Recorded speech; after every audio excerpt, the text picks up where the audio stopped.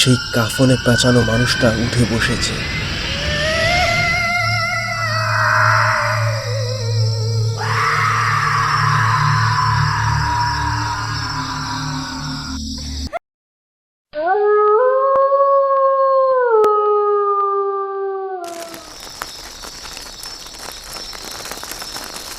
কাজ শেষ করে বাড়িতে যাওয়ার পথে রফিক এবং বলাই খেয়াল করলেন পাশে যে কবরস্থানটি ছিল সেই কবরস্থানের একটি পুরাতন কবর, তার পাশে একটি লাশ পড়ে আছে।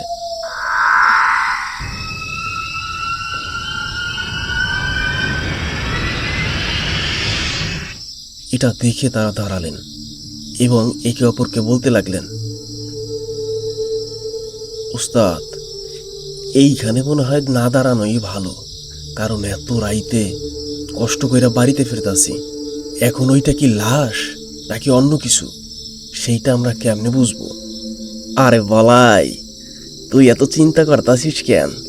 তোর ওস্তাদ তো আছে, তাই না? তোর ওস্তাদ থাকতে এত ভয়, এত সমস্যা, আমি তো আছি। চল চল, একবার একটু দেখে আসি। আমাদের চোখের সামনে এমন একটা লাশ পইরা আছে, আর সেইটা আমরা দেখব না, এটা কি হয়? উস্তাদ, তুমি কইতাছো, কিন্তু তুমি তো জানো এই কবরস্থানটিতে নাকি অনেক অদ্ভুত অদ্ভুত জিনিস ঘটে। সেটা জানা সত্ত্বেও আমরা কিভাবে ওর ভিতরে যাই বলো? শোন বলাই, আমাদের তো এমন অধপতন হয় নাই যে এইখানে একটা লাশ পইরা থাকবে সেইটা এইভাবে রাইখেই আমরা চইলা যাব। লাশটাকে তো বন্য পশু শিয়ালেও খেয়ে ফেলতে পারে, তাই না? চল আমরা যাই, আমরা লাশটাকে মাটি চাপা দিয়ে তারপর সেখান থেকে চলে যাব। তা না হলে আশেপাশে দুর্গন্ধ ছড়াবে, শিয়ালেও তো খেতে পারে, বল? রফিক চাচার এই ধরনের অনুরোধ বলাই আর কোনোভাবেই ফেলতে পারলেন না। আচ্ছা চলো, যত তাড়াতাড়ি পারি লাশটাকে মাটি চাপা দিয়ে আমরা এখান থেকে কিন্তু চইলা যাব। এইখানে বেশি সময় দাঁড়াই থাকা যাইব না। আচ্ছা চল, আগে আমরা যাই, এরপরে না হয় দেখব কি করা যাবে। তারা এরপরে আস্তে আস্তে সেই কবরস্থানটির দিকে হাঁটতে লাগলেন। গিয়ে কবরটির পাশে ঠিকই দাঁড়ালেন, কিন্তু তারা ঢুকতেই সেখানটা একেবারে নিস্তব্ধ নিরিবিলি হয়ে গেল।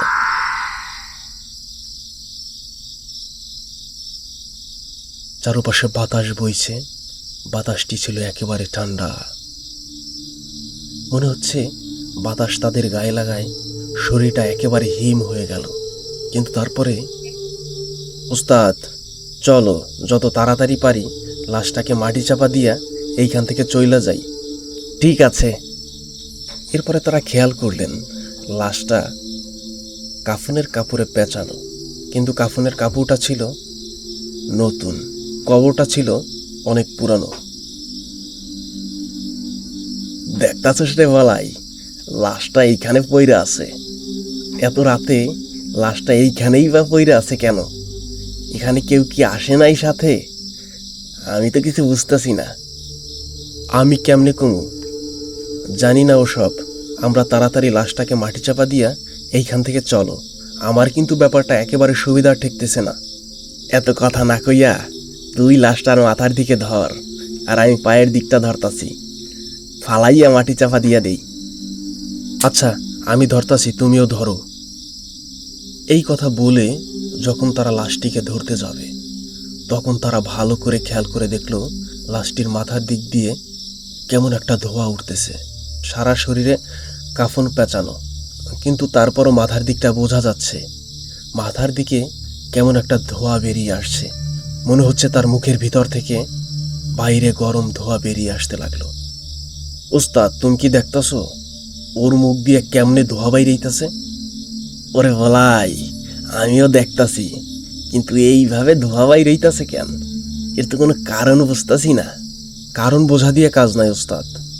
আমরা যদি এইটারে মাটি চাপা দেই তাইলে তাড়াতাড়ি দিয়ে এইখান থেকে চলেন, তা না হইলে ব্যাপারটা বেশি ভালো হইব না।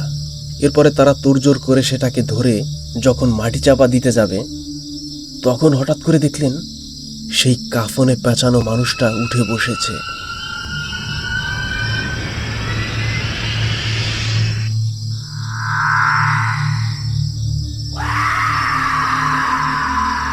যা দেখে তাদের রক্ত একেবারে হিম হয়ে গেল। তাদের চোখের পলক পড়ছে না,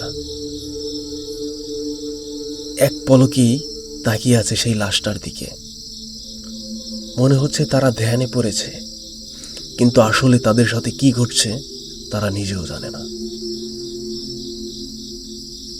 কিছু সময় একেবারে তাকিয়ে থাকার পর হঠাৎ করে রফিক বলে উঠলেন, বলাই, এইখানে আর এক মুহূর্তও থাকা যাইব না।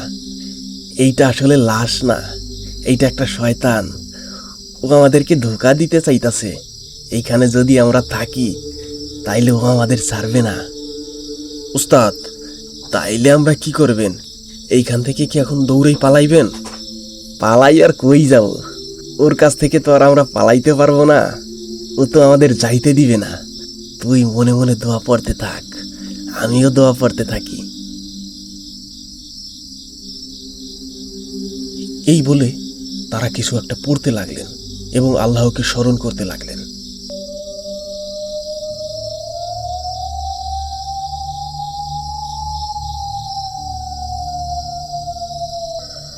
যদিও সে কাপড়ে পেঁচানো লাশটা উঠে বসেছিল, কিন্তু তারা দোয়া পড়তেই, আল্লাহর নাম নিতেই সেটা একেবারে বিলীন হয়ে গেল। মনে হলো বাতাসের সাথে মিলিয়ে গেছে। তাদের এক পাও সামনে এগোতে হলো না। তারা এই ব্যাপারটা দেখে একেবারেই অবাক হলেন যে লাশটা কোথায় গেল। উস্তাদ, দোয়া পড়তেই তো লাশটা উধাও হইয়া গেল। কি হইল তো কিছুই বুঝলাম না। আরে বালাই, লাশটা উধাও হইয়া যায় নাই, আছে আশেপাশে কোথাও। আল্লাহর নাম নিতেই একটু দূরে সরে গেছে। এই ফাঁকে আমাদের এইখান থেকে সইরা যাইতে হইব, তা না হইলে আমরা আর ফিরতে পারবো না। এইখানে আমাদের কবর হবে।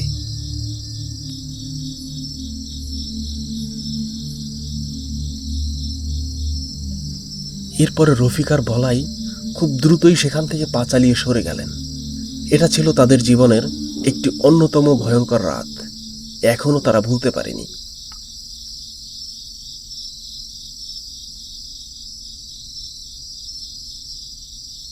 উস্তাদ, ওই রাতের কথা মনে আছে আপনার? লাশটা যে উইঠা আমাদের সামনে বসলো এবং দোয়া পড়তেই উধাও হয়ে গেল। হরে বালাই, এটা কি ভোলার মতো জিনিস? আমি রাতের বেলায় এখনো স্বপ্ন দেখি। ওই কবরস্থানের পাশে আমরা গিয়েছি এবং আবার সেই লাশটি উঠে বসেছে, আমাদের হাতের ইশারা দিয়ে ডাকছে। ধন্যবাদ বন্ধুরা। গল্পটা কেমন লাগলো? এরকম নতুন নতুন গল্প পেতে অবশ্যই চ্যানেলটিকে সাবস্ক্রাইব করবেন এবং ভিডিওতে লাইক কমেন্ট করতে ভুলবেন না। ধন্যবাদ সবাইকে। আজকে এই পর্যন্তই।